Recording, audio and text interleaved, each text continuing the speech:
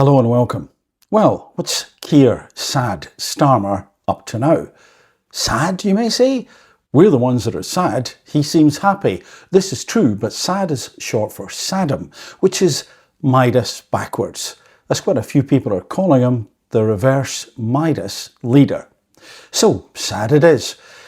Well, if this was like a movie trailer, you could almost hear that sort of rich American accent voiceover saying something like, from the people who brought you, the freezing pensioners, the destroyed livelihoods of farmers, the disillusioned business owners, and so on. From those people, we have the continuing weird and worrying, extremely worrying debacle about China. There's a couple of other things I want to mention as well, but let's start there. This is Ian Duncan Smith, and he's absolutely not holding back. Listen to this. We want to call it, with China. So the spy saga, where these people were meant to be prosecuted, collapsed.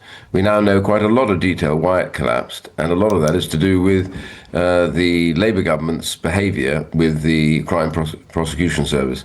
What actually happened was that they were required to hand a continuance notice, really, to the DPP, the Director of Public Prosecution, and also the CPS. And that all that was required as a result of a case that had happened just before was that they needed to say, essentially, that China posed a continuing threat.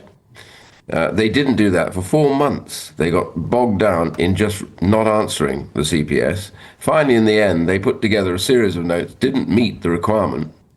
And worse than that, we now know from the documents released, they actually just pulled something out of the Labour manifesto, talking some nonsense about, deal with them in one way or the other. Complete idiocy. It had nothing to do with the case. And that was their way of saying basically they didn't want the prosecution to go ahead. And so the CPS decided they couldn't proceed with this and they dropped it. Now, you can argue the CPS might have made more effort to go and do it, but the truth is the government should have gone hard on this and made it very clear China's a threat.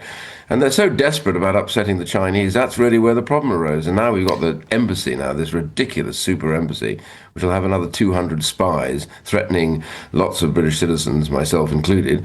I'm sanctioned by the Chinese government. And so when you hear it laid out like that, just from someone else, although the facts were already there, it somehow, to me at least, emphasises how utterly bizarre and odd and peculiar and worrying this situation actually was and continues to be.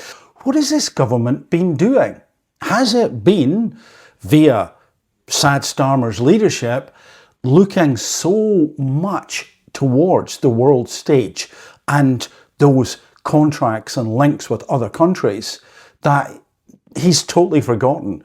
I mean, he has, it would seem, totally forgotten about the population, apart from penalising and legislating against them, but forgotten about the fact that that's who he has to protect. And, well, anyway, talking about penalising, let's listen to this interview from Times Radio. To Rachel Reeves, haven't we? Because she says she can't, quotes, can't leave welfare untouched as she sets out her thinking ahead of the budget. She may believe she can't leave welfare untouched, but what do her backbenchers think about it? That's the big question, isn't it, Rod? I think, look, it's interesting that she's starting to talk about welfare again, because, of course, she was badly burned by the big backlash that happened following the last financial statement and the efforts there to try and shave £1 billion off the welfare bill.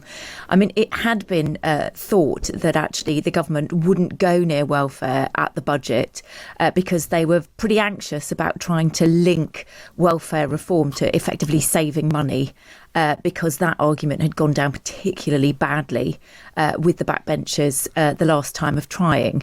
So I think the fact that this is now being resurrected now suggests that the state of the public finances is as bad as we thought it was. And of course, we still don't yet know exactly what the headroom is that the Chancellor has to play with when it comes to that budget in a few weeks. So she's starting to talk about welfare. Now, this is not a sophisticated group of people. Pretty much what you're hearing is likely to be what they're thinking.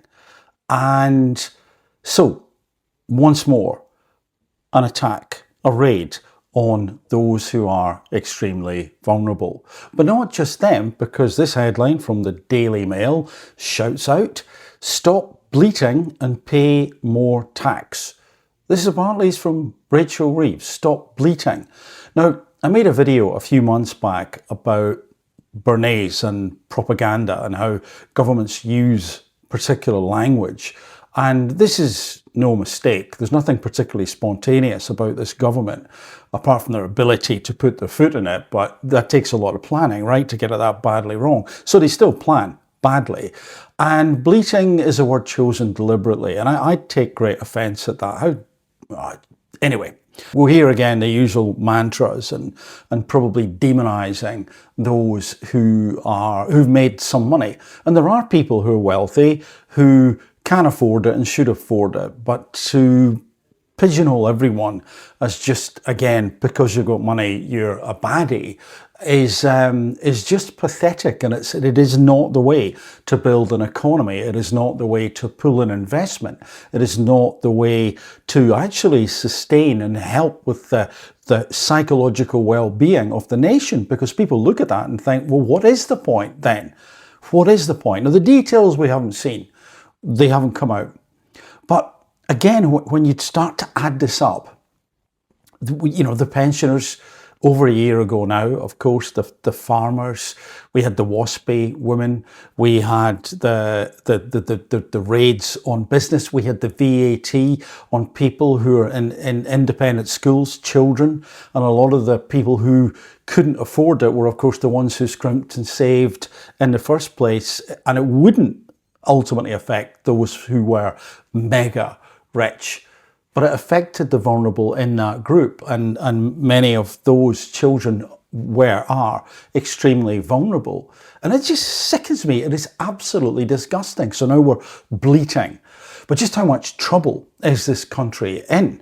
And it will all be the Tories' fault. Of course it is. Nothing to do with this incompetent shower and incompetent, actually non-existent leadership. And remember as well, not going back that far, the reluctance, extreme reluctance to launch a national inquiry into the grooming gangs. And the only way this government has ever turned around to actually do something that was really important to the public was when they were against the ropes. Same with immigration, illegal, same thing, exactly the same thing. So what have we got? We've got a group of people who do not seem to have learned the lesson. I think we've got someone in Keir Starmer who is simply going to keep on going down that particular road. He just bowling along like a sort of bulldozer that's out of control. I'm sorry, Labour, you waking up to this and find a way to get this guy moved, get a different person in charge of your party. You are destroying so much, and it is totally unacceptable. I'm no one, I'm nobody, I'm just somebody saying one thing. But the issue is, I'm one of millions. That's a big problem for you. So get it sorted to turn this around. Stop Starmer bulldozing with his negative reverse Midas touch and doing any more damage, and get someone in charge who actually cares about this country and who has empathy